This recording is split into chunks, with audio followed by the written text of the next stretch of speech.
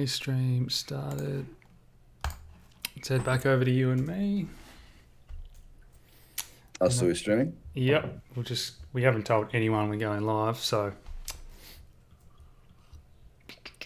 maybe I'll do a little tweet. And if you're watching this later, guys, feel free to skip forward a minute or two. Yeah. We're moving. I know, it's exciting.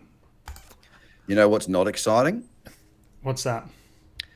Getting a fill on BitMEX on the cradle on Ethereum and getting stopped out the same day, but not seeing it trigger it all on Bitfinex, and deciding that I was going to go on BitMEX to get more leverage, and then getting stopped out when I wouldn't have taken the trade, and now seeing it well above my entry point.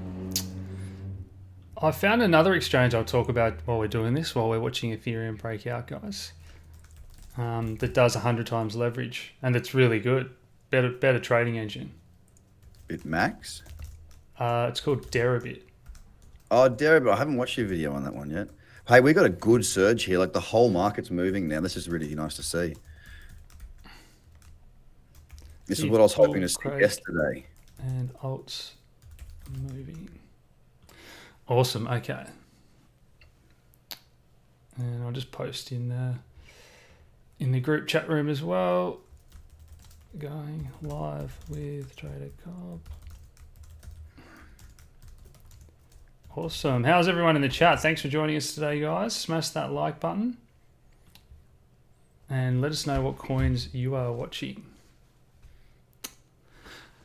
So, Ethereum broke first here, Cobb. And looks like Litecoins followed, and then a few other alts are starting to follow as well. EOS now at 2.27.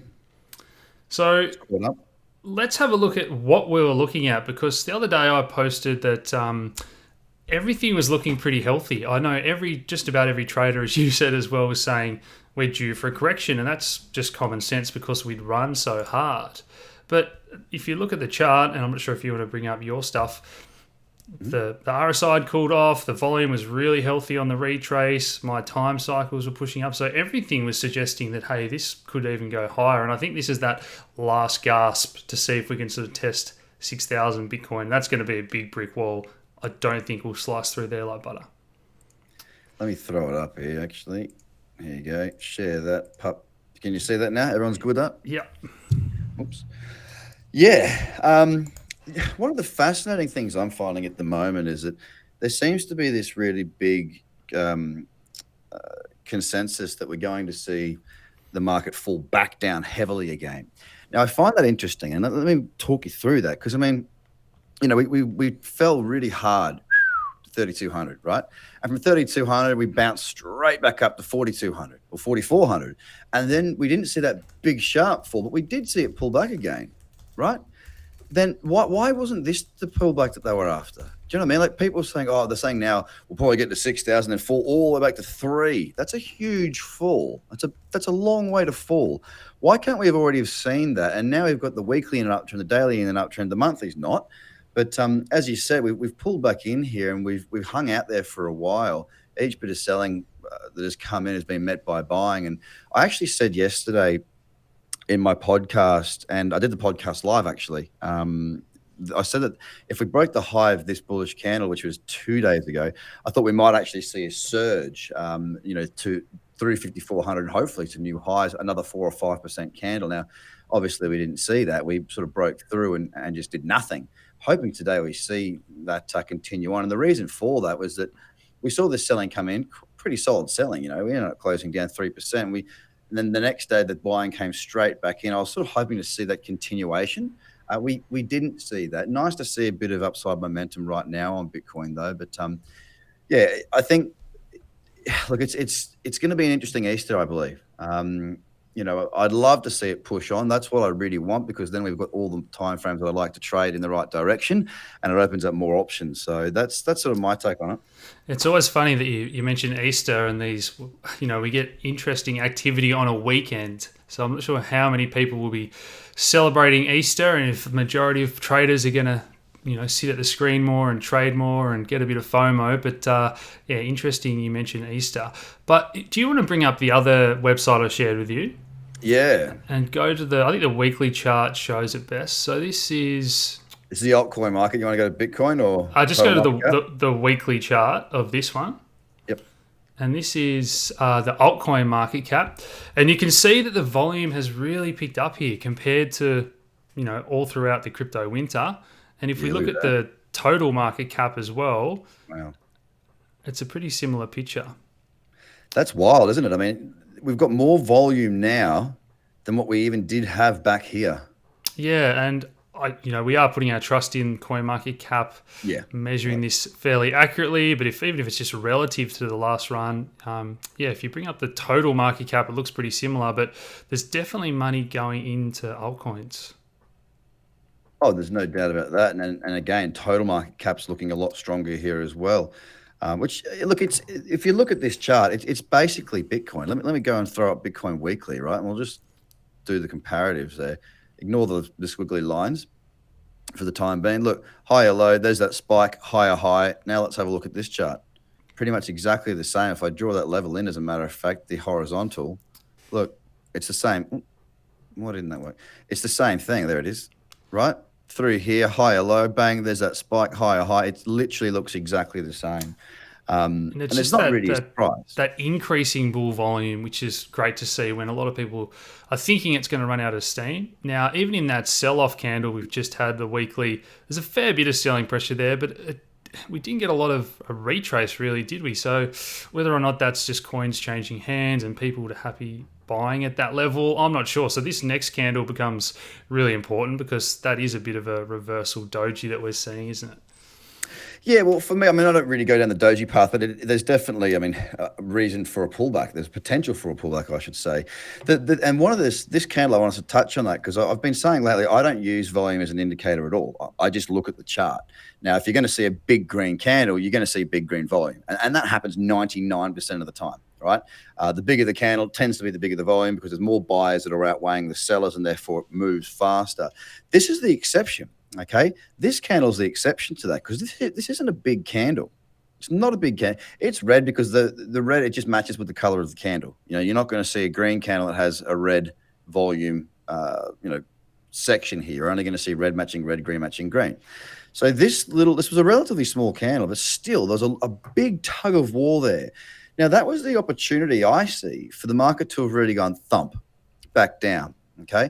Now it didn't happen, but you can see there was a lot going on. So that tells me this is the one time I've actually found something valuable on crypto volume. That there was a lot going on there. There was a real struggle. Now where we sit, I'll go back to the daily here. Where are we? We're starting to see that. Look, this was where the tug of war was going on through this week, through sort of this period of time through here, right? That was a tug of war. We did dip. Then we held and we held and we held, and now we're coming out of that. So, look, the more things that I see, and I'm not just trying to look for bullish signs. Okay, I'm not just trying to look for bullish signals or just look to be positive. I'm just literally reading the chart. I mean, most of the people that have been watching and listening to me for a while now will know that when the market's in a downtrend, I'm bearish. When the market's in an uptrend, I'm bullish.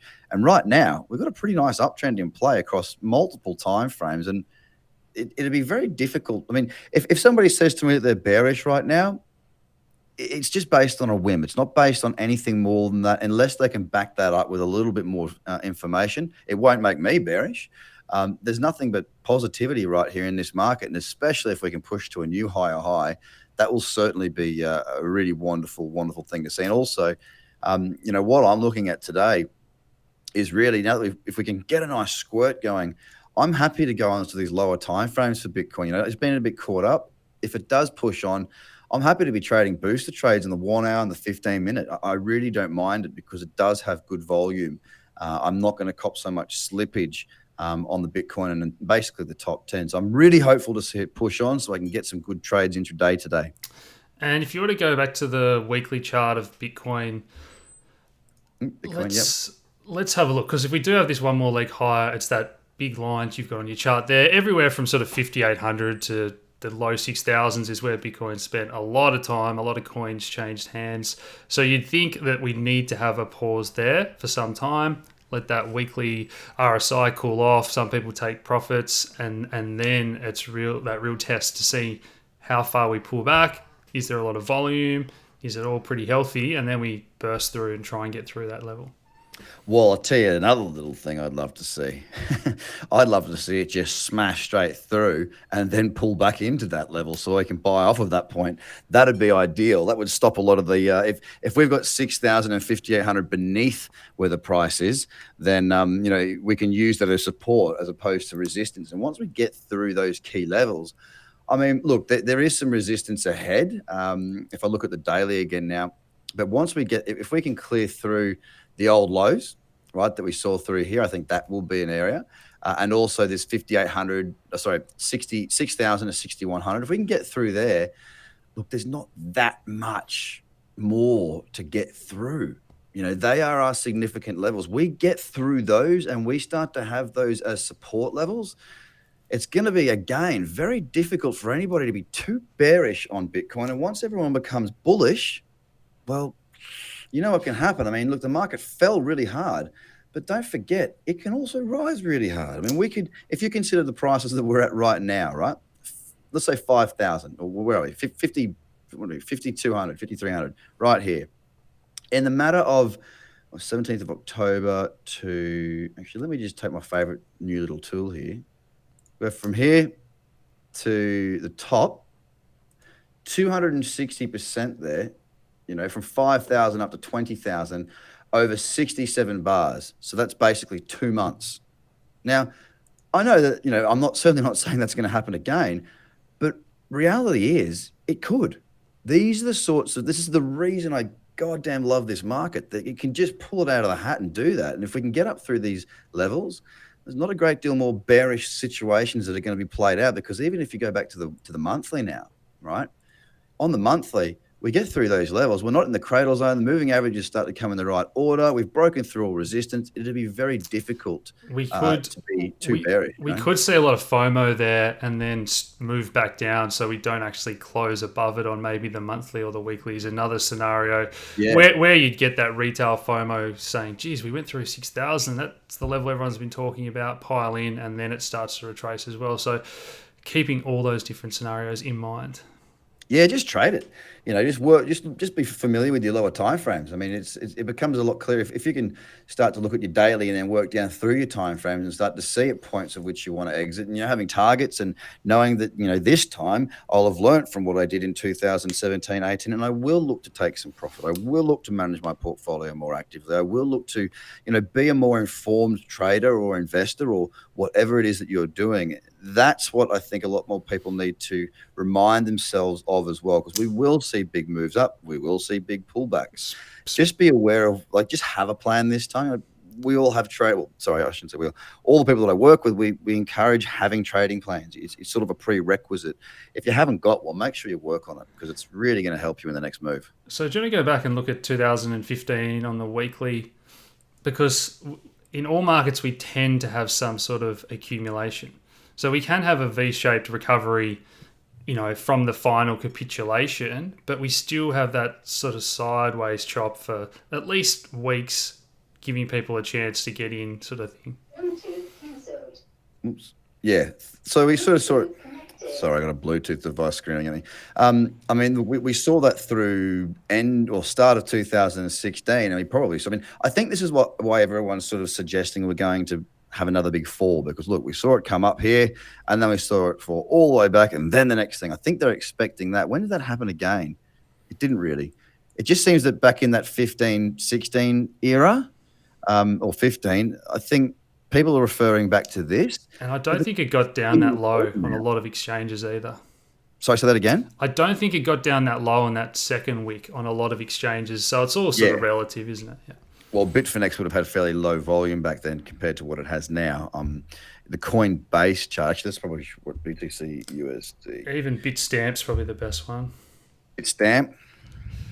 Back in the day, yeah. Right, where are we here? Yeah. Back here, right? Yeah. Yeah, okay. So that was our low there. Then we saw that. We saw it come back down, and then we started to move from that point on. And again, move up, big spike down, and again. So I can understand people being clever by using history to help them predict future price movements. I totally understand that, and I applaud that. It's a good way of doing things. I just don't know if markets do mature. They do change. I'm not suggesting that this won't happen. Not at all. It's just important. I think you want to plan around all outcomes, because if you're waiting to be buying on this, you're trying to pinpoint that, and you might actually, if we don't get that, you've got to start to consider when you're actually going to get back in. That's if you are looking at it like that way. That's why I like to, focus on trading, really, because it helps me to just follow the trend, manage my risk as I go. Yeah, and when you see those wicks at the end of the market, you've got to remember that maybe 1% of people or less actually get a feel at that price. So always aiming to get within 10 or 20% of the bottom is fine if you're going to ride these longer term trends. Yeah, and if you miss the first one, you're always like, you will get pullbacks. Look, pull back here, pull back here, pull back here. And that's my favorite times to be trading.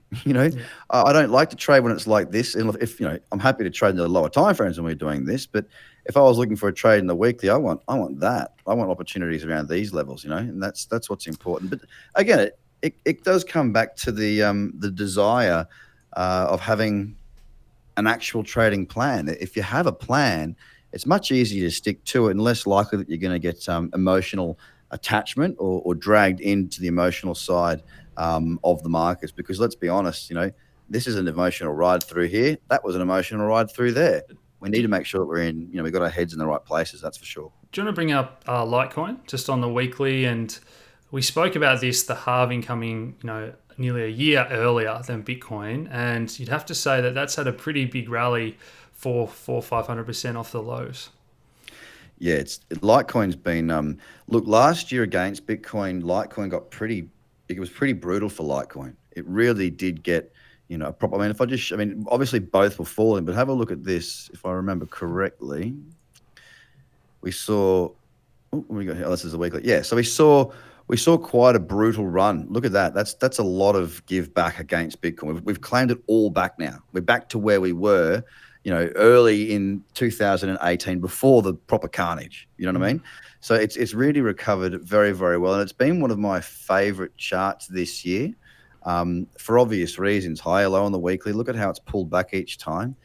Have a look at this on the daily. It's pulled back into the cradle several different times. Again, over here, just didn't give a trade for me over here. It's been a really, really wonderful looking trend, and it remains in an uptrend. Getting above 100 is the first step. And then if I look at the daily, I've got some levels in here. Where are they? Oh, it's not really. It's actually this level here that I want to look at. That one here, 109. We get through that sort of area through there. It's 100 to 110. Then actually there's really not a great deal in the way. So again, there is resistance ahead. We've got a lot of momentum, a lot of movement to get there. And look at how nice that trend is. And that's really, what makes really me nice. Think we need to have some sideways action to catch its breath, because going from $20 to $100 in a very short period of time, there's traders out there that have made a lot of money. There's a lot of hodlers out there as well that are getting back their losses and whatnot, but markets just can't keep going up, 100% a week or a month. No, I agree. The one comforting thing about this most recent move is that it's not like these ones. Yeah. So if you look at these ones, these really truly are drastic. They're massive. We're going from, what was it, a couple of bucks? Yeah, $4 to like 40 in the space of, I don't know, half a year, or 80 in this case. That's really wild. This move has been really wild as well. This is what I like about how the market is maturing at the moment, is that we're not seeing, I'm sure we'll see this again, but at the moment we're seeing nice trends, and it's allowing fills. You know what I mean? Like it's here's a consolidation for a while, then it moved away, pulled back in, moved away, pulled back in again and again, consolidated, broke, pulled back in. So it's not happening in such an extreme way as if I just zoom out and go back over here. Have a look at how the last big run moved. We went from 84 to 400 nearly, or 350. That was literally straight up.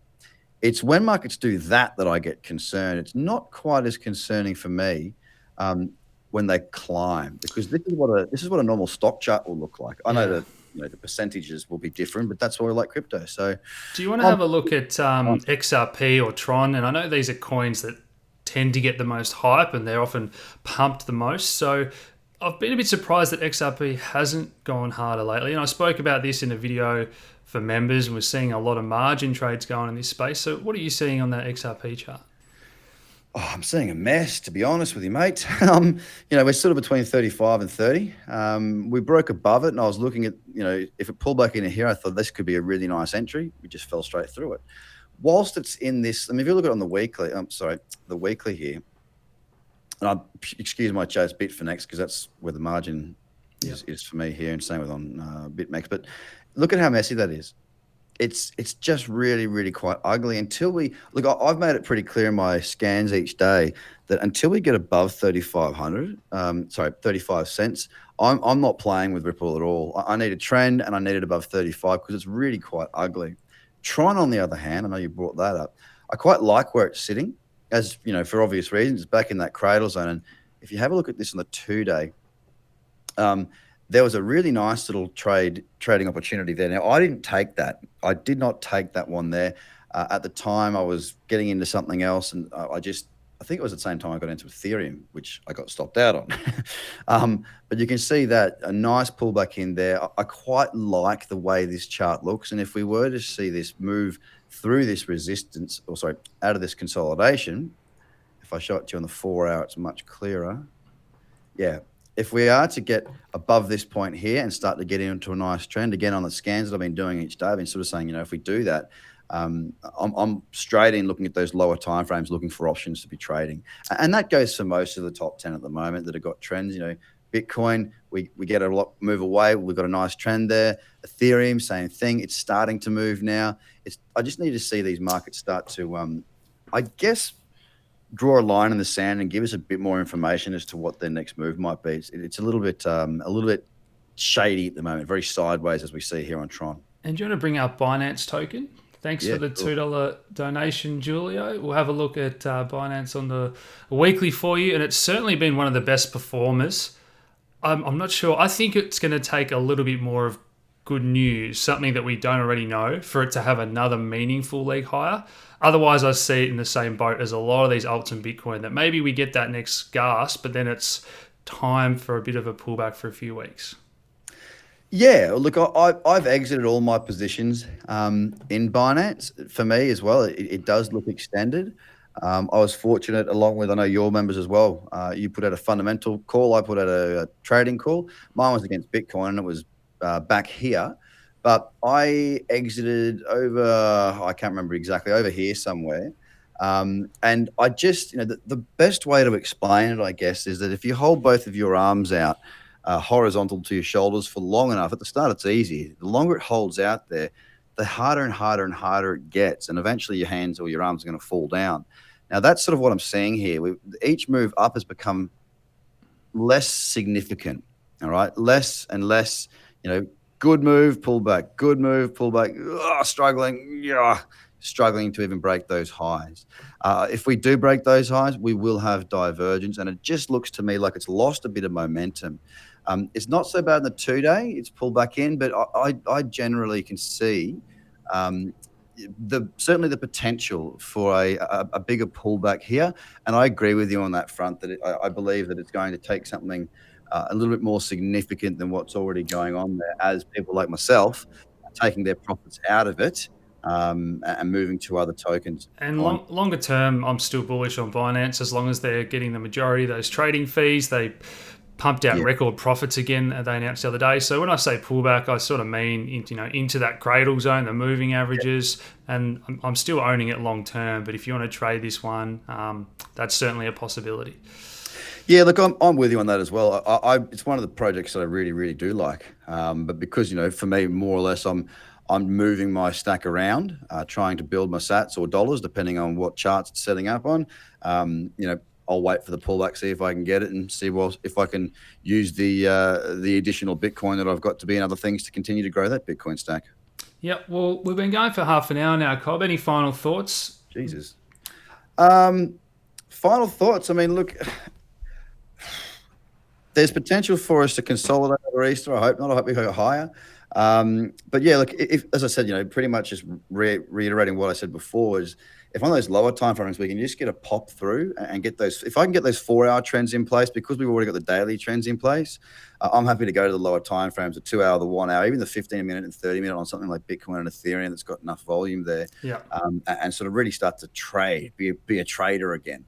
Rather than someone who's very, very patient, does take trades, but is very patient on what they take.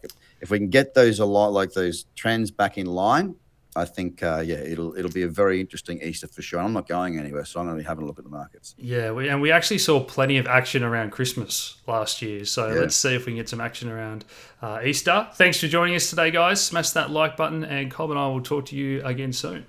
Cheers, guys. Have a good weekend. Have a good Easter.